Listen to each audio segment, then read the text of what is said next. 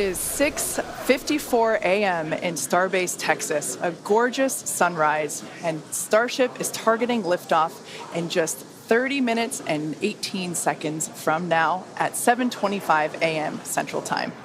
As you can see, it is a beautiful day in South Texas for the 5th flight test of Starship. Good morning, Star people. I'm Kate Tice. And I'm Jesse Anderson, and we are joining you live from SpaceX Hawthorne with a great big crowd here this morning. It's been roughly 4 months since our last Starship flight, and we've got a big morning ahead of us. Flight 5, has a few primary objectives and one big first. We may be attempting to catch the Super Heavy booster.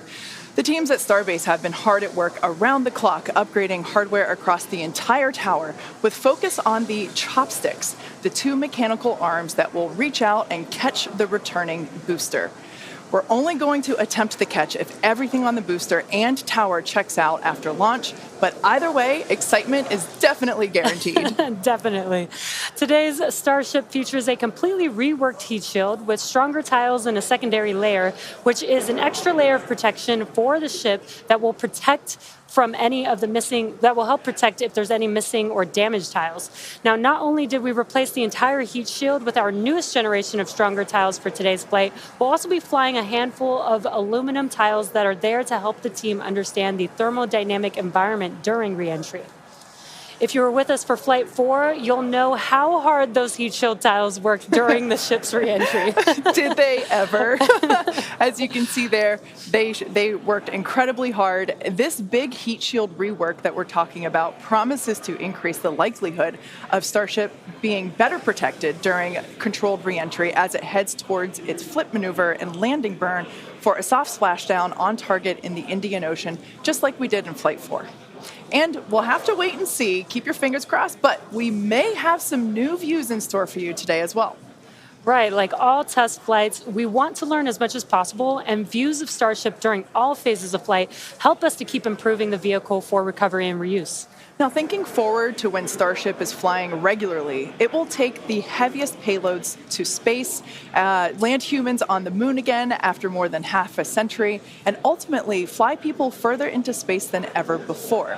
And getting there will require us to rapidly iterate and fly often, which is why we're working so hard to scale operations at Starbase. Yeah, the faster that we learn now, the faster we can improve and evolve Starship to achieve reliable flights and rapid reusability. We've been designing this vehicle from day one to realize a vision of having an entire city of people on Mars, something we know will take launching millions of pounds of cargo and equipment into space spread across thousands of flights.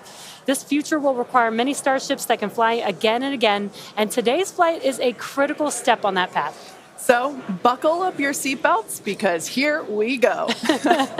The moon and Mars are not nearly as far in the future as you may think. In fact, we're planning to send Starships to Mars as soon as 2026.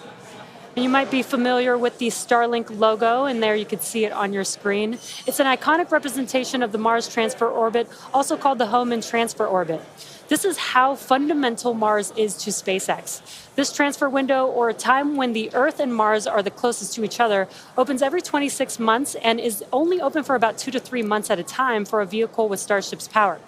And it just so happens that the next Mars transfer window opens in 2 years towards the end of 2026. Yeah, lining up a launch to Mars is similar to how we launched to the International Space Station, where we time launches to match the station's orbit. If we didn't do this, we'd need more propellant and more time to get there. Exactly. So the first opportunity that we have to fly Starships to Mars, we plan on doing it. These first flights to Mars will be uncrewed and will test the reliability of landing intact. If those landings go well, the first crewed flights will follow soon after. So it's safe to say it's all happening, and flights like today's are what's going to get us there. Not only have we made several improvements to the Starship flying today based on what we've learned from our last flight, including extensive upgrades to Starship's hardware and software, we've also made improvements to the launch tower and catch mechanisms. And if you've noticed in some of the live views this morning, our teams have completed stacking the second launch tower, which will be coming online next year.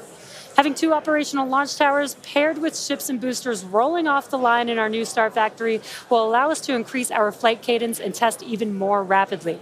And just a few miles away from the two towers, things are moving really fast at the heart of Starbase.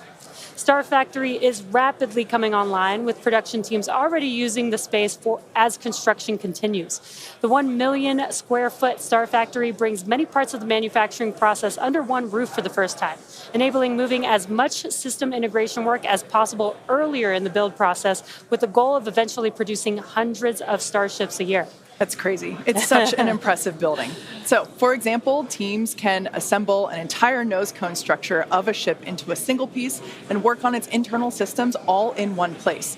So if you're working on Starship and you have a question about the steps that you're working that happen before or after yours, instead of having to leave the building and go and find the person or the team with the answer, or waste time sending an email and waiting for their response, odds are you're right next to that person or team, and now you're working right alongside them, so you don't have to wait for a response. Yeah, exactly. It makes it a lot more efficient and faster to communicate. So not only are we rapidly iterating on these spacecraft themselves, but we're also innovating the way that they're made.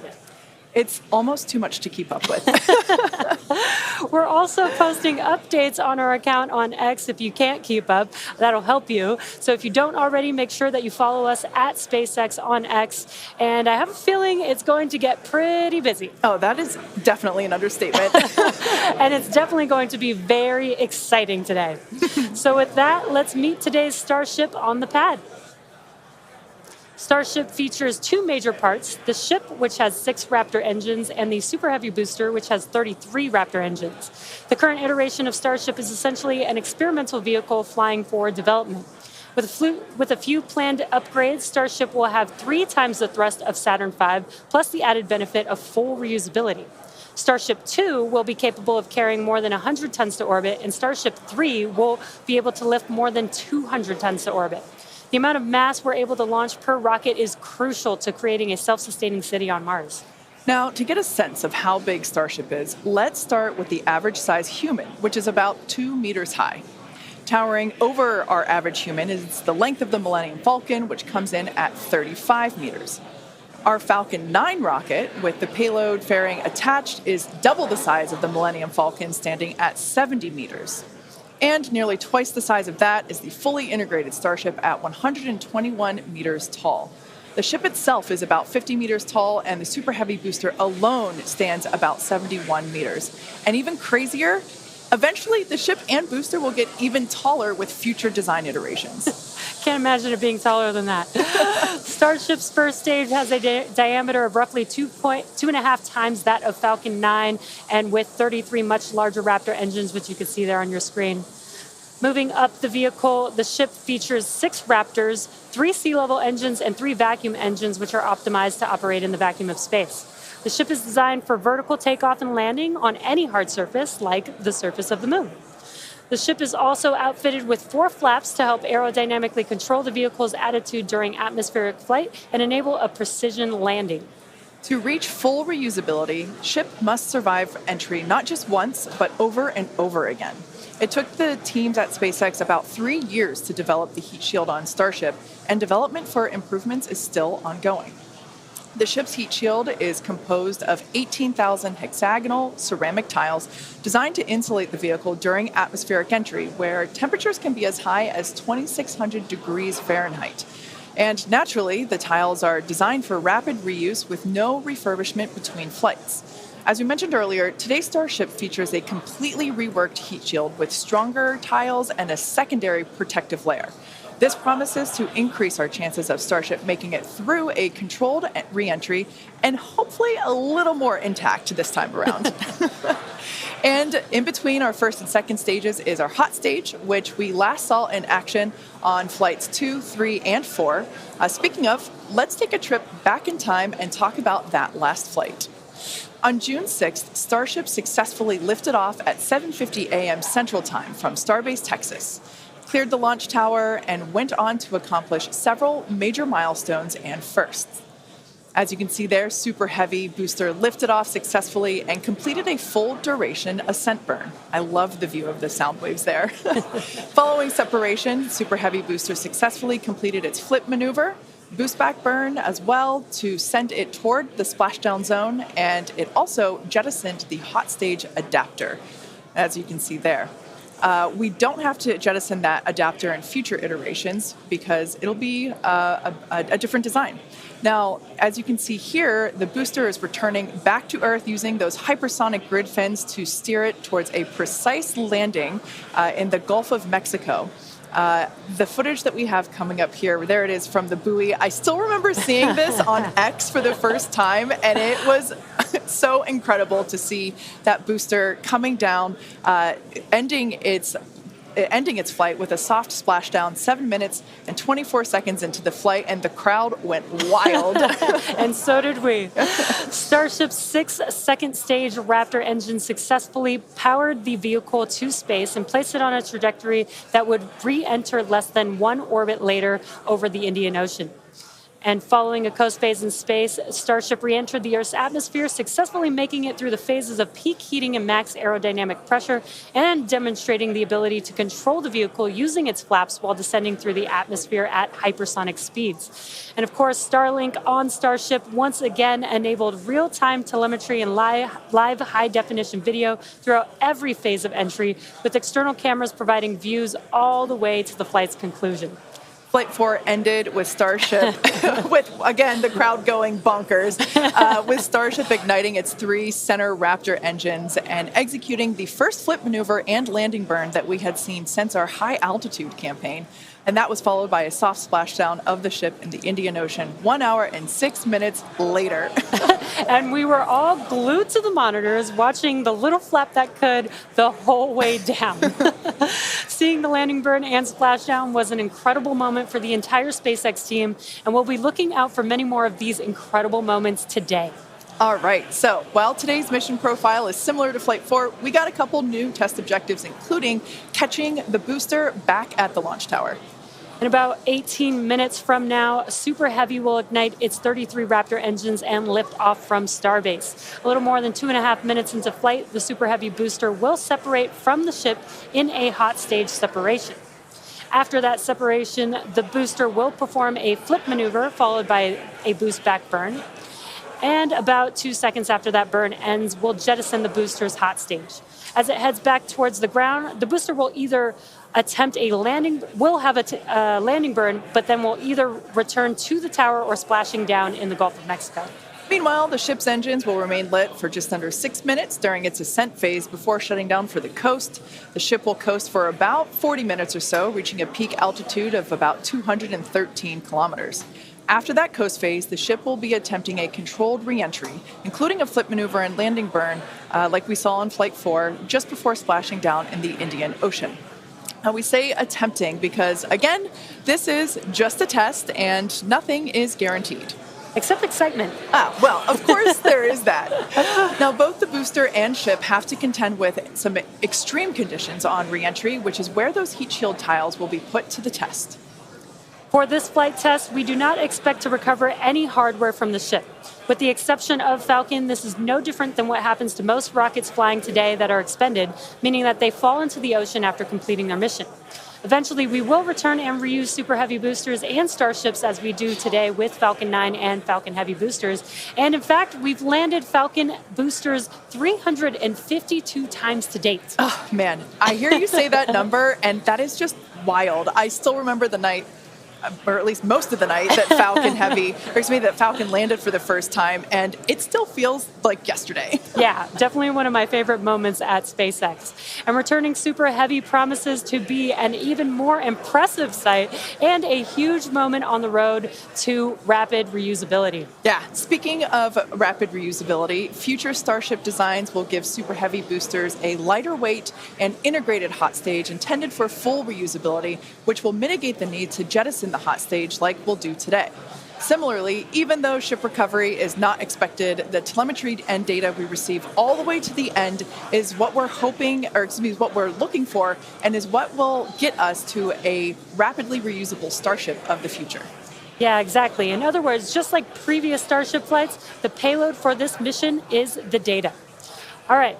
Now that we have a handle on today's flight test, let's check in with Dan, who is right in the middle of the action. He's just a few kilometers from Starship on the pad. How's it going, Dan? It's going great, Jesse. Welcome back to Starbase, everybody. It's been far too long. Little change of scenery this time. Right behind me is the Launch Control Center, where our flight controllers are counting down to our liftoff at 7:25 a.m. Central. We are a little bit later in our window. The main reason is we're working to clear out the range. Have not been tracking any technical issues so far to preclude that launch. So 7:25 a.m. Central, 12:25 UTC is what we're marching down to. As you can see, we're actively loading propellants on board Super Heavy and Starship. Liquid methane for your fuel, liquid oxygen for the oxidizer. Prop load on the ship started at about T-minus 49 minutes, booster at T-minus 40 minutes. We're going to keep loading propellants on those vehicles right down to the wire. Ship will close out at about 3 minutes and 20 seconds before T0, and then booster just about 30 seconds later. Now, with our startup sequence, it's going to look very similar to what you saw on Flight 4. We already tested it with this booster and its static fire. We're going to see the Raptors start to make fire at about T-minus 3 seconds, and then we'll start them up in 3 different banks. The first inner 13 will fire, and then about a second later, 15 of the outer ring engines, and then about 0.8 of a second after that, those final 5. Another reminder, if we need to hold, we have a built-in spot at T-minus 40 seconds. We can hold for stuff like if we need to finish clearing the range or if any other technical issues pop up, just kind of in the last second. But if there's nothing holding us back, we're going to go right past that and go down to 0. So, I mean, as of right now, we're just under 14 minutes away from liftoff, not working any technical issues. Range is expected to clear. We're just clearing out a few more boats. And as you can see, the weather is perfect. We had 100% go for launch from the weather officer, so that was pretty unprecedented and something we really like to hear. If we're not able to go today, since we are loading prop, it would likely be about 48 hours before our next attempt. But good thing we're going to launch today. Really looking forward to being able to turn around and see it this time, counting down to 7:25 a.m. Central. And I'll see you guys in a couple of minutes. I'll send it back to you in Hawthorne. Thanks, Dan. Now, one of the most exciting objectives for Flight 5 today is attempting to return the booster to the launch site that you see right there, and it will be caught by the tower. We refer to this simply as booster catch. As you've heard us say, Starship and Super Heavy are designed to be rapidly reused, which is why we've developed a novel way of returning the vehicles that leverages the same hardware we use for stacking ahead of flight. Right now, when we recover our Falcon boosters, they either return to a separate landing zone on land or to a drone ship in the ocean, both of which require time to transport the vehicle back to the launch site. In order for us to achieve truly rapid reusability, we need a quicker turnaround. And you can't get much faster than returning the launch vehicle right back to the launch site where it needs to be in order to launch again. For today's booster catch attempt, while there are thousands of criteria that need to be met, there are 3 primary gates that will be in play. In order to proceed, automated checks have to indicate we have a healthy booster and a healthy tower, and the flight director must issue a manual command, which is informed by manual checks from the flight control team. If this command is not sent prior to the completion of the boost back burn, or if automated health checks show unacceptable conditions with Super Heavy or the tower, the booster will default to a trajectory that takes it to a landing burn and soft splashdown in the Gulf of Mexico. Now, thinking to the future when we're operational, after a booster returns to the launch tower, it will be inspected and reloaded with propellants and then ready to launch another ship to orbit. For today's test, however, we're only going to attempt the catch, like Jesse said, if everything on the booster and tower checks out after launch. And of course, we will let you know as soon as we know if it's a go. And we're going to be listening very keenly for that call out. Now, as always, we accept no compromises when it comes to the safety of the public and our team. So to that end, the area all around the pad and the flight path are cleared well in advance. Exactly. A lot of things have to go right in order to line up the booster catch. So don't be surprised if we don't attempt the catch today. Either way, today's flight will generate data that will continue to inform our future flights and help us get to that operational cadence. Yeah. Oh, you can't forget what else it will generate. Are you thinking what I'm thinking? I mean, I was going to say a sonic boom. Oh, I was going to say excitement, but that's a really good reminder. Now, if we do make it to a catch attempt today, Super Heavy may generate a sonic boom upon its return. And that's basically a brief thunder-like noise that we hear when an aircraft or other object travels faster than the speed of sound. Anyone that has been in the area for a Falcon 9 land landing in Florida or California, or even some space shuttle landings, may have heard one of these. Generally, the only impact in those surrounding areas of a sonic boom is the brief noise, with variables like weather and distance impacting if or how the sonic boom is heard. Here's a brief look at how these sonic booms look and sound on Falcon. I know a lot of people will be excited when they hear the sonic boom. And these are going to provide quite a show because you're going to hear those sonic booms.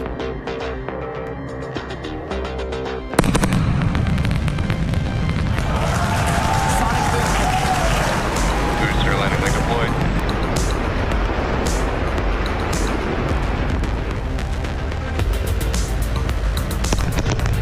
That sonic boom is great for us. That thunderclap broke the sound barrier.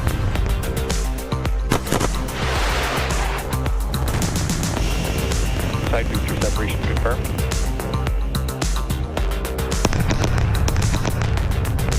Just heard the two sonic booms here in the room. Booster landing confirmed.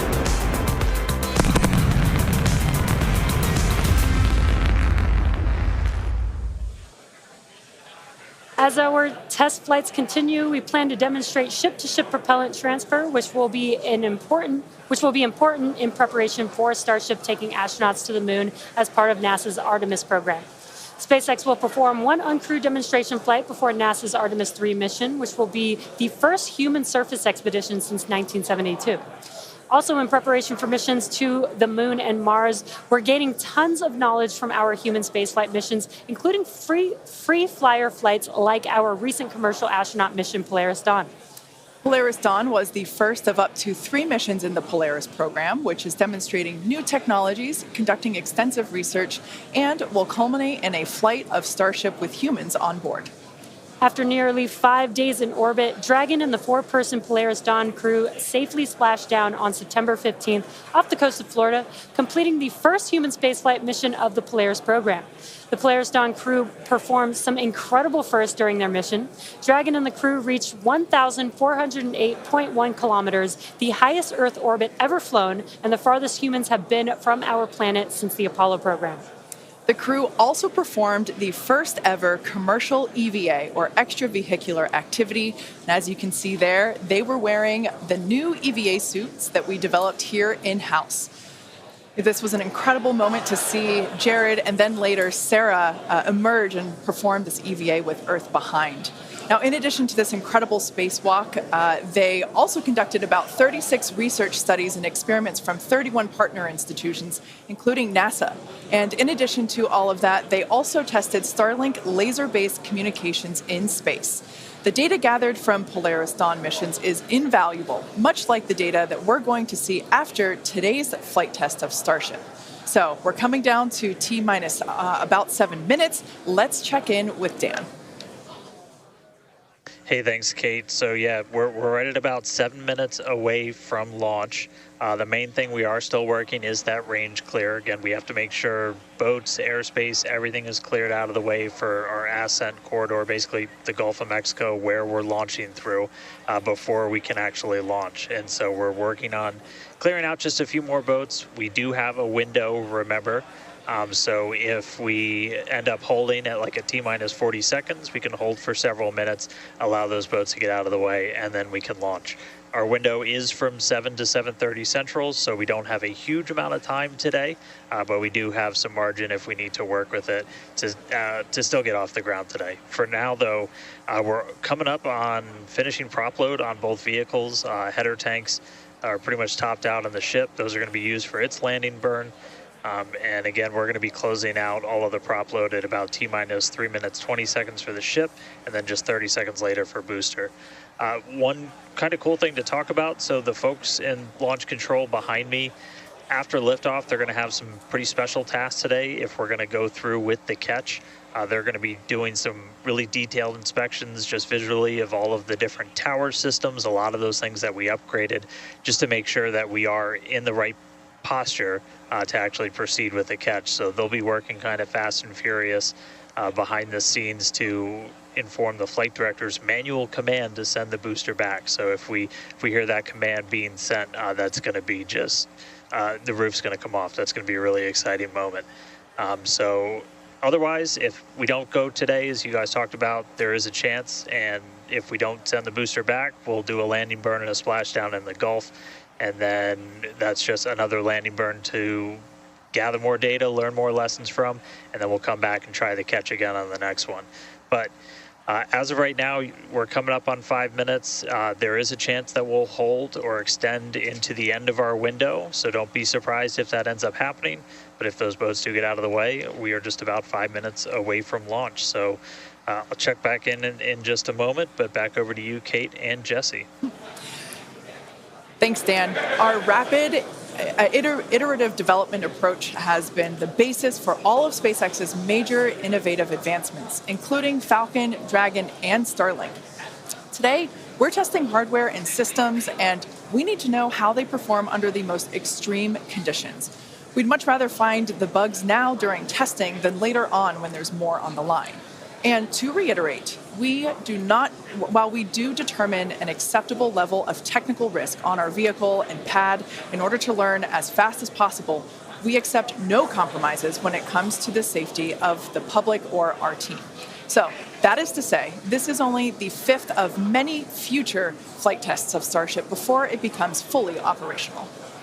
You might remember the Starlink panels that are incorporated into Starship, and you can see them there on your screen, those rectangular panels on Starship's nose cone. Starlink brings us the epic views in space and on re-entry, and also helps deliver us the critical flight data engineers need to continue development. In addition to enabling our rapid iteration on Starship, Starlink is also enabling life-saving communication here on Earth. SpaceX is sending tens of thousands of Starlink kits in response to Hurricanes Helene and Milton, and providing free service through the end of the year to support recovery efforts. The Starlink team also worked with T-Mobile to activate our direct-to-cell satellites to provide basic texting on T-Mobile and emergency alerts for all phones and carriers of those in affected areas. If a phone connects to a Starlink satellite, it will have 1 to 2 bars of signal and show T-Mobile SpaceX in the network name. SpaceX's direct-to-cell constellation has not been fully deployed, so these services are being delivered on a best effort basis. Starlink is enabling life-saving communication here on Earth and continues to help us push the limits in space. In the short term, by providing great views and real-time data on our next few flights, particularly through re-entry, which historically is a blackout period for all communications.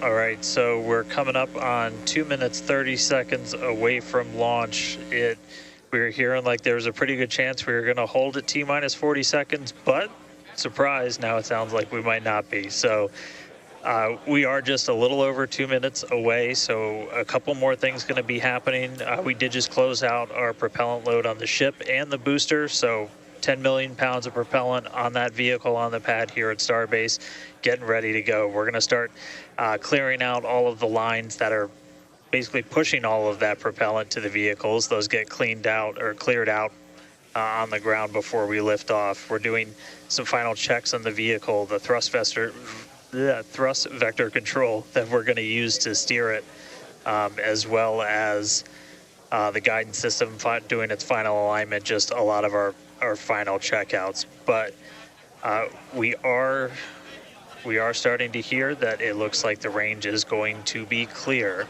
at our liftoff time of 7:25 a.m. Central, 12:25 UTC. So that puts us 1 minute, 20 seconds away from launch.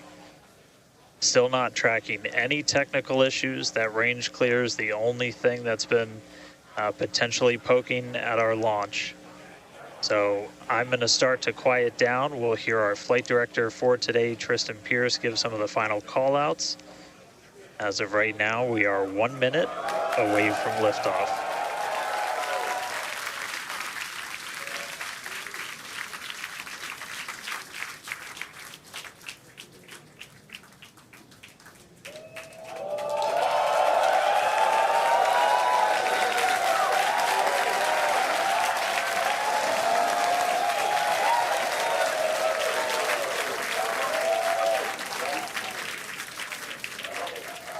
Flight directors go for launch.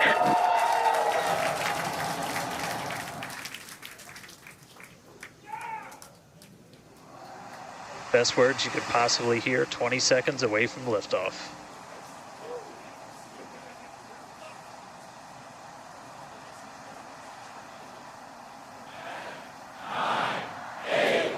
T-minus 5, 4, 3, 2, 1.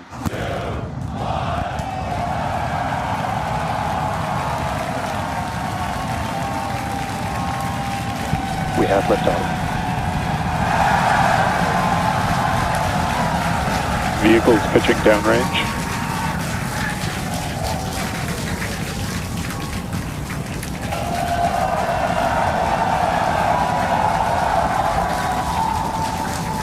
Booster after chamber pressure nominal.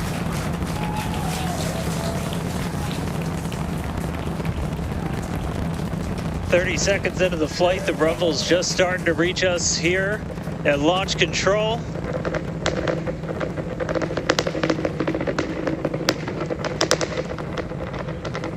Booster and ship, That avionics is the power, sound telemetry nominal. of 33 Raptor engines.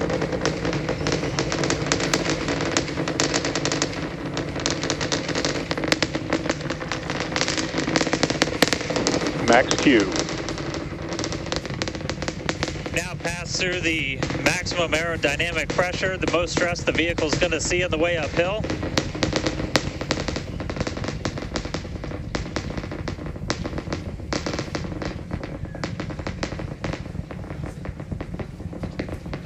All right, our next major milestone coming up, it's going to be hot staging. We're going to see the engines ignite on ship to push it away from the booster.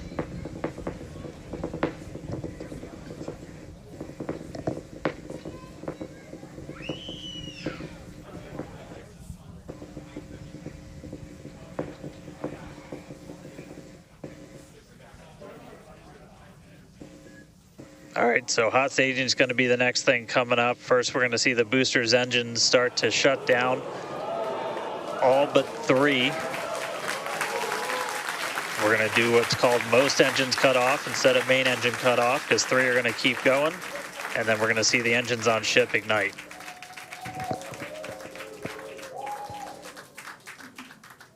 Right now, the tower team is doing their go, no go.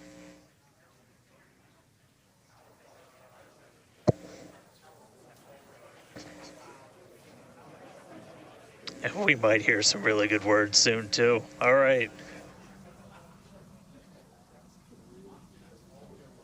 Can still see it up behind me. That is one of the most gorgeous things I've ever seen in my entire life. Coming up on hot staging next.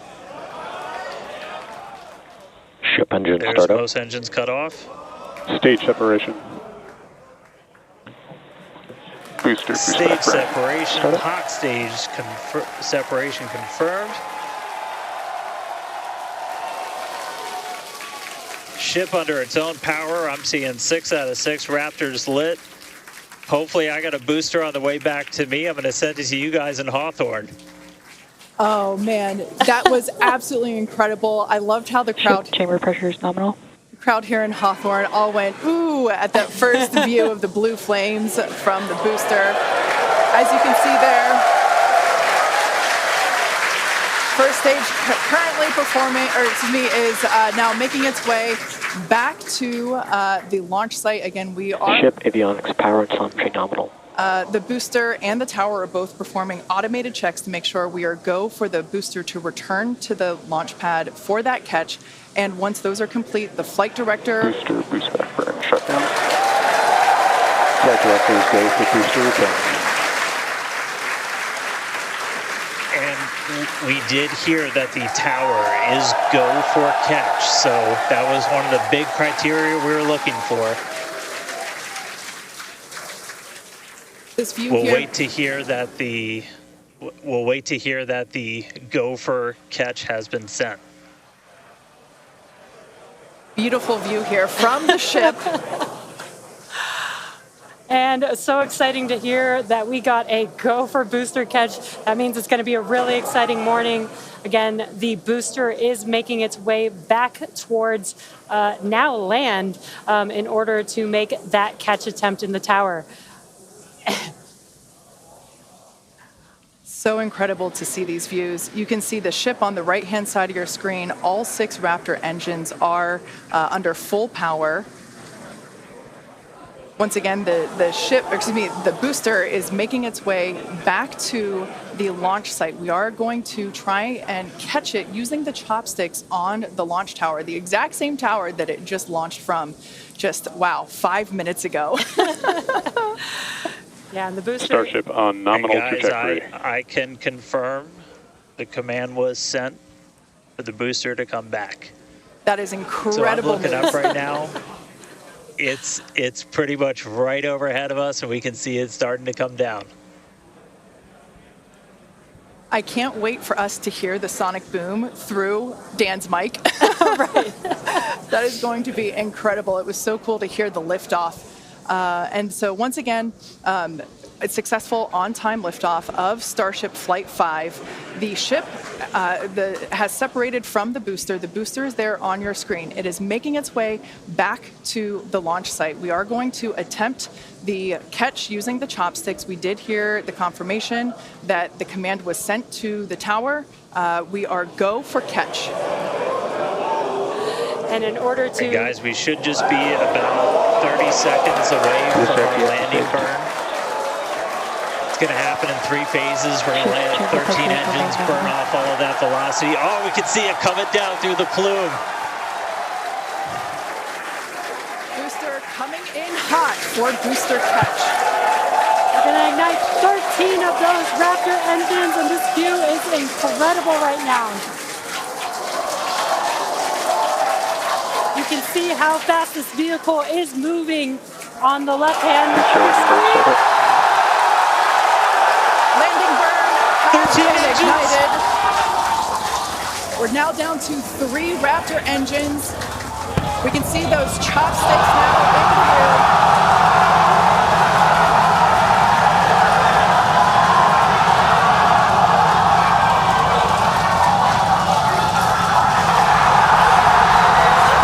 Booster landing burn shutdown. Megavilla has caught the booster.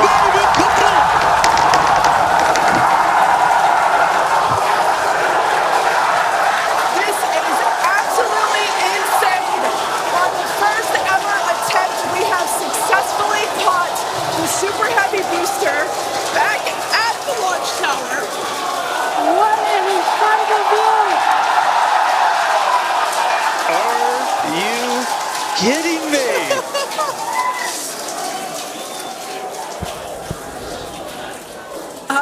Dan, Wow. I don't know about you, but we're losing our stuff up here. Starship in terminal bed. Guys, I'm sorry. Like, even in this day and age, what we just saw, that looked like magic. Oh, wow. Dan, Wow. your view must have been insane. We are still going wild over here over this. Folks, this is a day for the engineering history books. This is a live view of the Super Heavy booster as it has just been successfully caught back at the very same launch tower that it just came from. Dan, I love this. You are reflecting exactly what everybody else here in Hawthorne, except maybe a little bit more because you got to see it with your own eyes. How was that? Ship We engine got cut it. off. But I mean, like, I can't even describe that. Oh, by the way, ship, main engine cut off, ship's in orbit, but I am like shaking right now. That was, Yeah, Oh, this is not, Yeah, I mean, let's check in on ship. it's hard to believe that. Starship nominal orbit insertion. All right, exciting news there. It's hard to believe that, booster isn't the only excitement that we have today. Just confirmation there. A gorgeous view of planet Earth behind the ship. Yes, saved. And it is now in the orbit that we expected it to. This is just an incredible day. Live views there as the booster vents, some pressures there. That is a live view from the top of the tower looking at the chopsticks. I am still in disbelief. I'm trying to catch my tears just like the chopsticks caught the booster. It has been nonstop since liftoff. And we are all so excited about everything that's been happening so far this morning. With the booster having completed its job for today, we are going to take a short break for the next 30 minutes. We'll return back at T plus 40 minutes while the ship continues to coast before re-entry. Oh, man. And as with previous flights, Starlink may actually enable us to talk with the ship through re-entry with no communication blackout.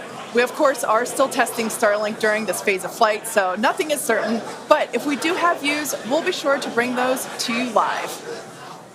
Views or no views, we'll see you back here at T plus 40 minutes for coverage of Starship's re-entry, flip maneuver, landing burn, and splashdown.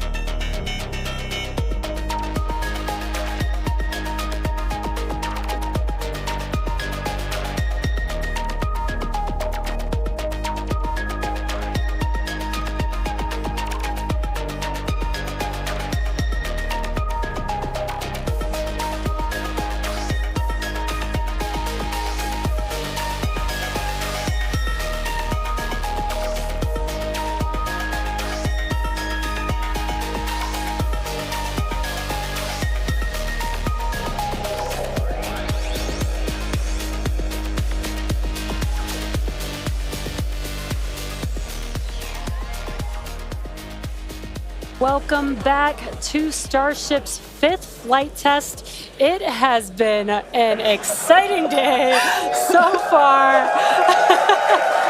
Even the crowd here is still so excited. We lifted off from Starbase at 7:25 a.m. Central Time. The Super Heavy booster and ship had a successful separation, as well as a good boost back burn and good separation of the hot stage adapter. The Super Heavy booster then completed the landing burn with 13 Raptor engines igniting and slowing down the vehicle perfectly for Mechazilla to catch the Super Heavy booster for the first ever land recovery of the vehicle.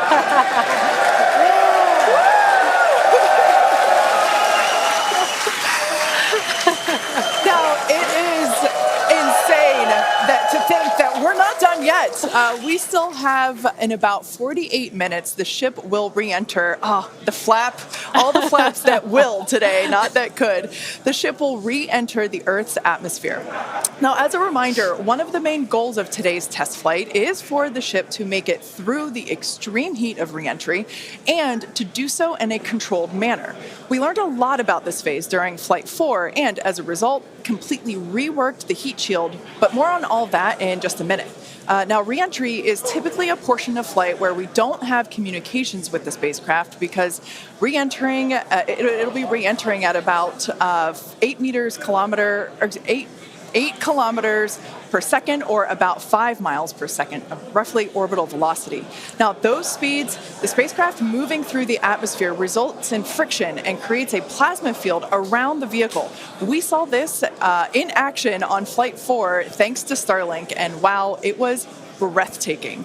The blanket of plasma ends up distorting communication frequencies, so it's not uncommon to experience brief blackouts in communication, but hopefully that's not the case today. And Kate, that's where Starlink has just kind of been just the unsung hero and the MVP of this test campaign. I mean, it's able to give us data, not just awesome video, but also data in real time as we're going through reentry. I mean, this is something that throughout the history of spaceflight just hasn't been possible. And this is an environment that is so unforgiving, so hard to model, so hard to understand. And for the first time ever, we're able to literally watch as it unfolds in real time, get that data in real time. And we're able to do that with Starlink. And it's great for us because we get to see something. We get to see the greatest light show on the planet or off the planet. But what it means for this program, we're able to learn tremendous amounts about our heat shield, our angle of attack, everything that we're doing as we're coming in through the atmosphere at hypersonic speeds. And it's you can't just thank it enough. And also, special shout out, you're going to see some additional flap camera views. We've got a really amazing team of avionics, cameras, electronics, software people who made all that possible. And so hopefully they're going to give us an even better show on the way in today as we're coming in at about 5 times the speed of sound. Yeah, those flaps, Dan, that you see there, that's what's helping. Starship is in a good attitude for entry, approaching the entry interface. And some good call-outs there, preparing for re-entry for Starship. And again, that's what Dan was mentioning, those flaps on the vehicle. And if you've been watching us for the last few minutes, you could see that the flaps were rotating around and helping orient the vehicle as it prepares for the beginning of re-entry today. Yeah, exactly. Re-entry will be enabled by that heat shield that you see on the bottom half. That heat shield is made up of 18,000 hexagonal ceramic tiles, and they are designed to insulate the vehicle during atmospheric entry. At that point in time, temperatures can be as high as 26,000 degrees Fahrenheit or about 1,400 degrees Celsius. The design itself also permits for rapid reuse with no refurbishment between the flights. And fun fact that I think is just incredible in terms of scale, but the heat shield alone on the ship has a total mass of 10.5 tons, which is crazy because these things are really lightweight. They're made out of ceramic. We have a couple of them here. The one that I'm holding is used on flat surfaces, as let's see if we go that way, because as it's flat. The one that Jesse has is kind of more what you see there on the side.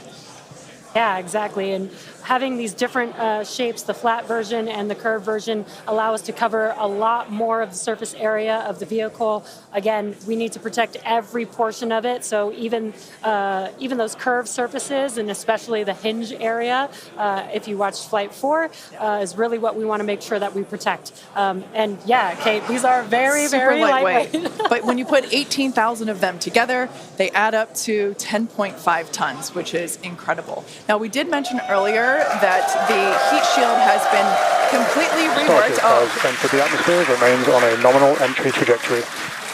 We can start to see that plasma now starting to build up on the side. It's not quite full plasma yet, but we are starting to see that color indicate that the heat is building up on the heat shield.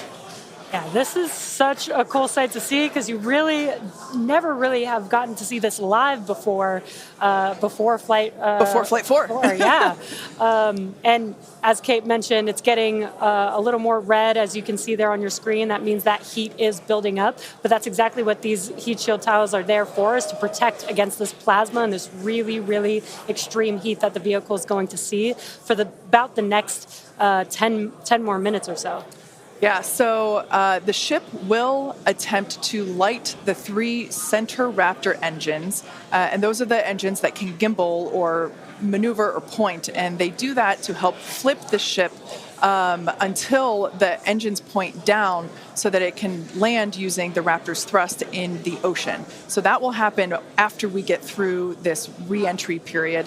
Again, now starting to see, and we also might start to see the flaps actuate a little bit here as the vehicle controls its roll during re-entry. That was one of the main learning points from Flight 3, was the roll control didn't work quite as well as we wanted it to. We learned that we needed some redundancies, so we added more roll control thrusters, and we'll see those in action as well today, as that was a Flight 3 learning that worked better on Flight 4 and still enabling that same design today.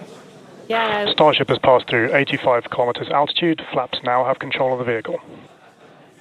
Great call out. As Kate mentioned, the flaps are controlling the attitude of the vehicle. And I love these views because it looks so calm. Everything is relative, right? So relative to this camera on the ship, it looks so calm and smooth, but the vehicle is traveling extremely fast. You can see the speed on the bottom right-hand corner of your screen. Starship is designed to land on Mars where there are no runways or other humans to help out. So we also want rapid reusability.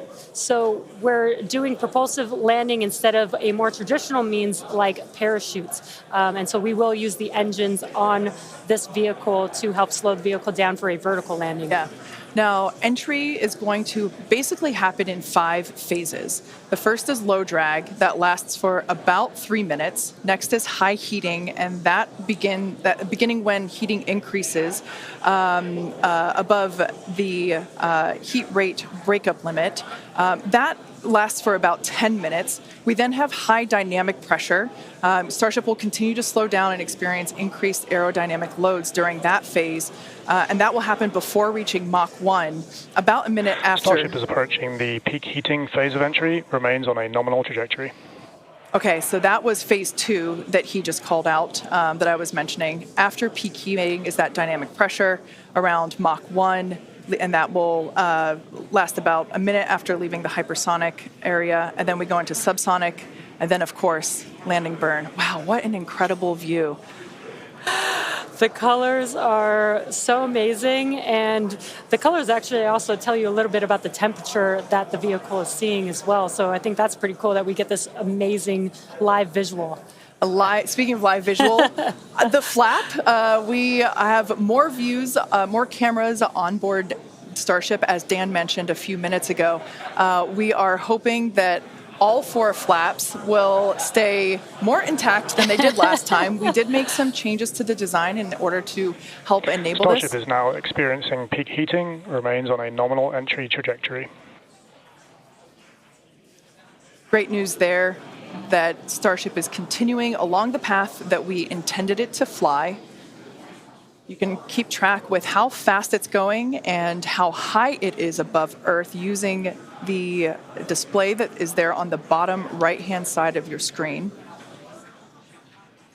And guys, this is where we're really going to see a lot of those improvements from Flight 4 really come into action. Is you guys kind of talked about, so it's called the static arrow. Those are kind of the poke out points on the flaps.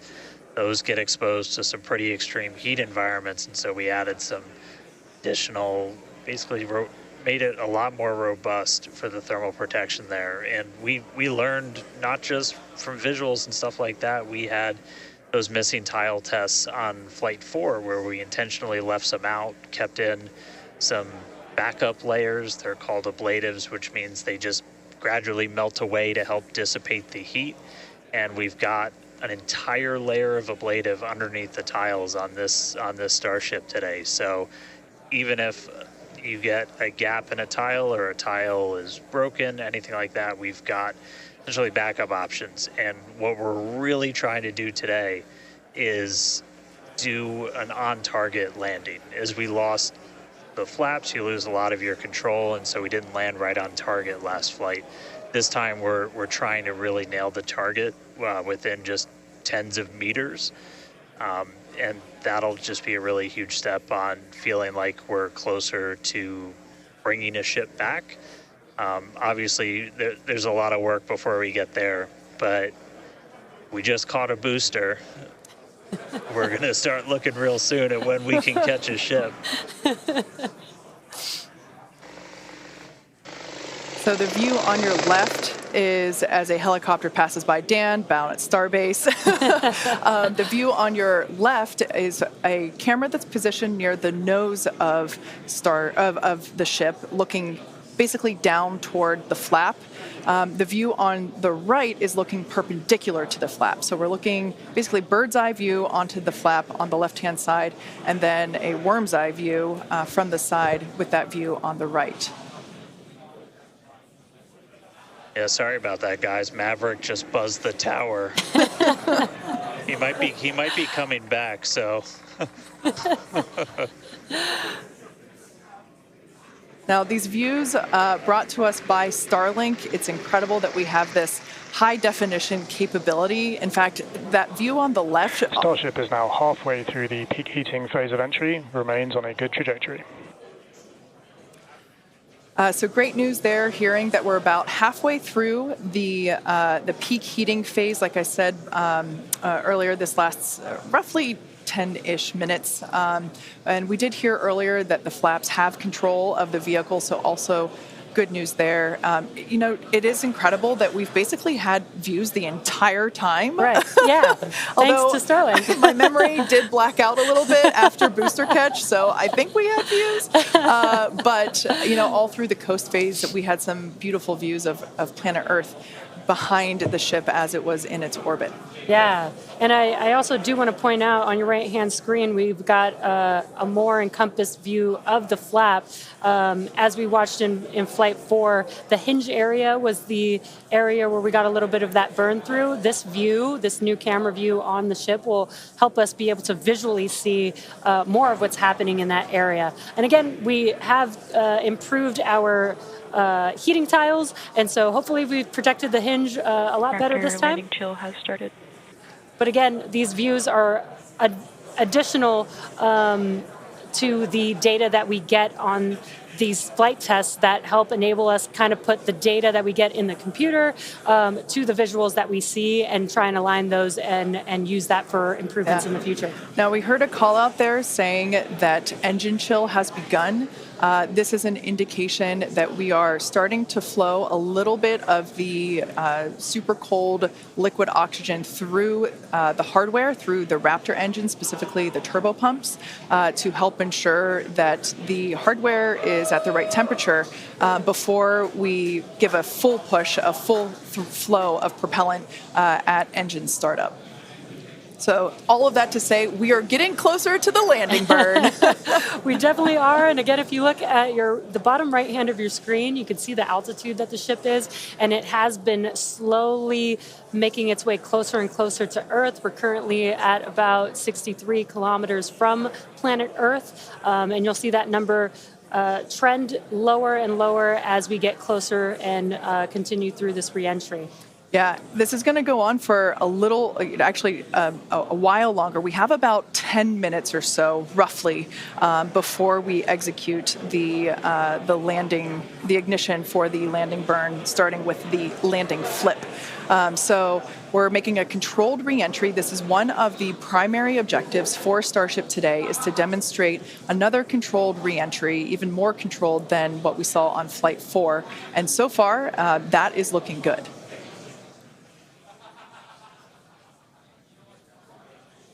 And then as we start to really get lower, we're going to start seeing the atmosphere's effects start to take place, and that's when we'll be dropping our speed down closer to the speed of sound. You'll see the flaps start to maneuver. We were able to do a landing burn on Flight 4, which kind of caught all of us off guard. It was pretty incredible after seeing the flaps survive through. And we're going to try and do another one on this flight today. We tweaked it a little bit, so we're going to try and splash down at a little bit of a gentler angle this time, instead of just kind of hit the water and fall over. And the goal with that is try and keep the ship intact, and then if we're able to then get some additional video of it, again, that's just more data. And everything we can see, everything we can get extra, like a couple extra seconds or minutes of data coming from the ship after Starship has splashdown. passed through the peak heating phase of flight, approaching maximum entry dynamic pressure. All right, we're through peak heating. Coming up is basically max Q part 2, where we're going to hit kind of that part of the curve where we're still moving really fast and the atmosphere is just dense enough that we're feeling the most pressure, but hopefully we're going to start feeling a little bit less heat now.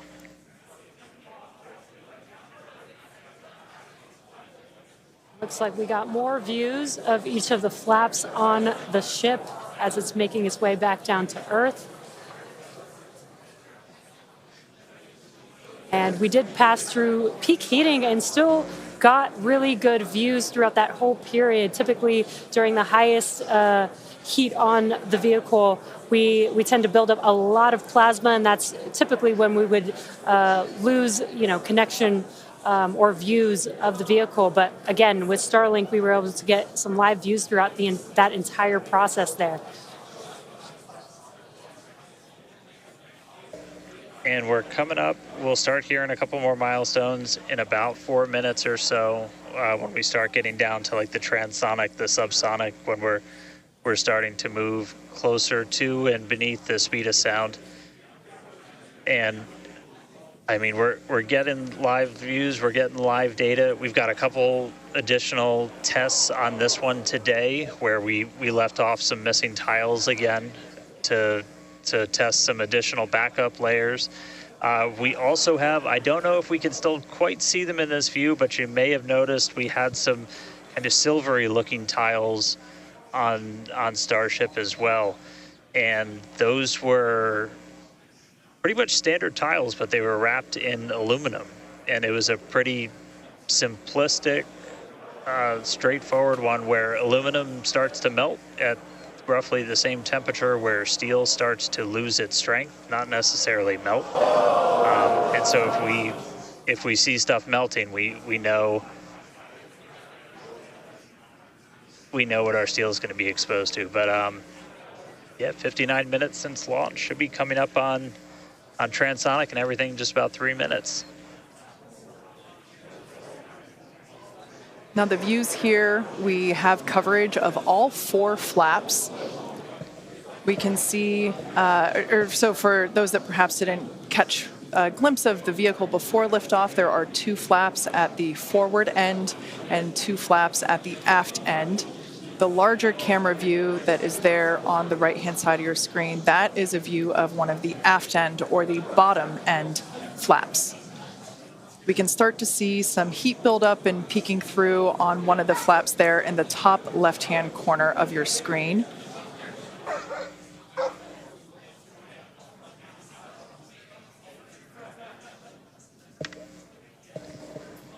Once again, Starship now at T+1 hour and 9 seconds into its flight today, re-entering the Earth's atmosphere.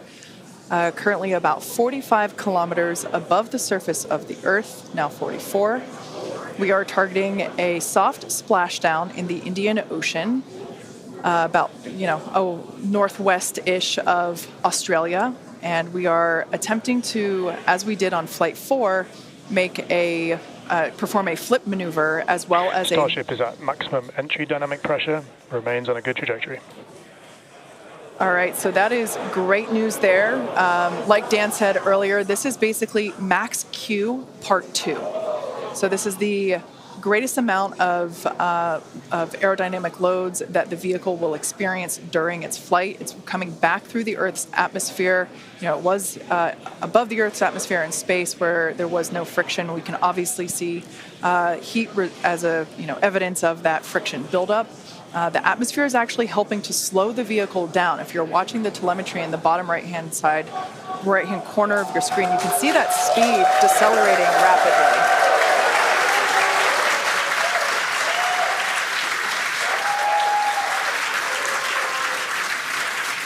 Now, the 4 flaps on the ship help steer the vehicle, and one of the main objectives for the ship today is to demonstrate controlled re-entry during this phase of flight, this re-entry phase.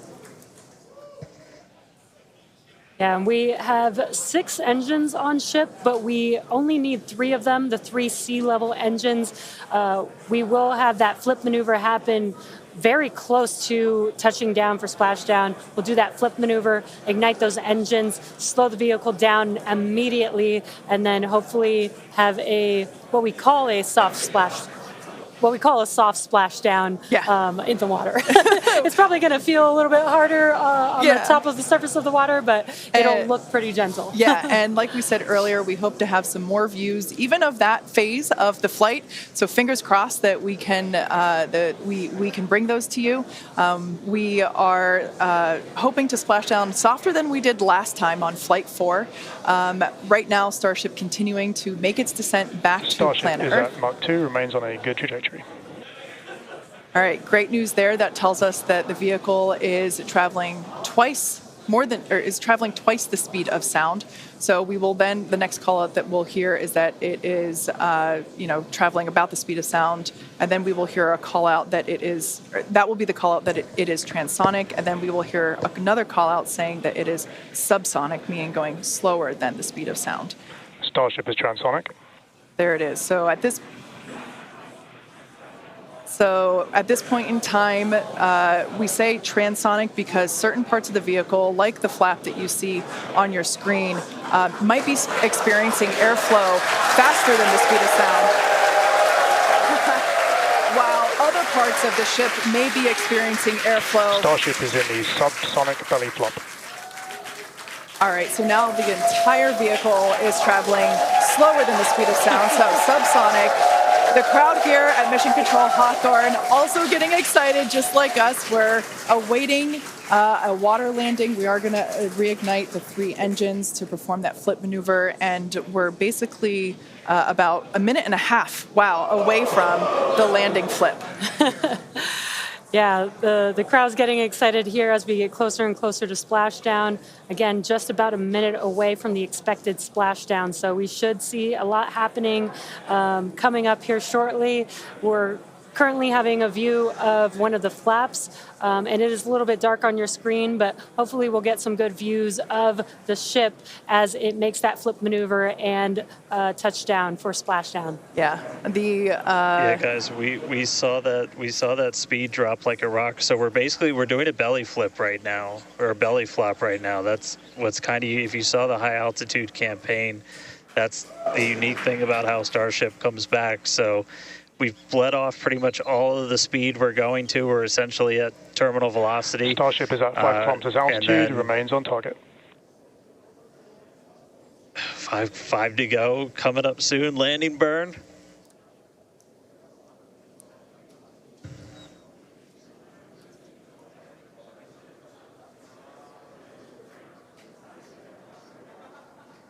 Two kilometers away.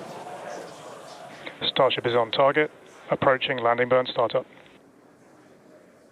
So keep an eye on the bottom right-hand side of your screen as well. That will be the indicator when the Raptor engines ignite, if we are unable to see that illumination ourselves. Landing burn startup. What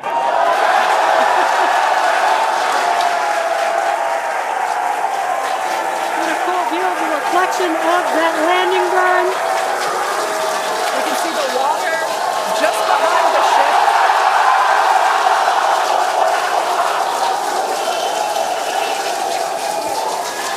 Starship has landed. An incredible view. I think it is safe to say we have a ship in the water. Touchdown! That is a live view from the ocean surface. What an incredible end to Starship's journey. A live view from a buoy that we had out at the landing zone. An incredible view of ship landing just about on target as they were calling out. That was amazing. And we were not intending to recover any of the ship's hardware, so that was the best ending that we could have hoped for.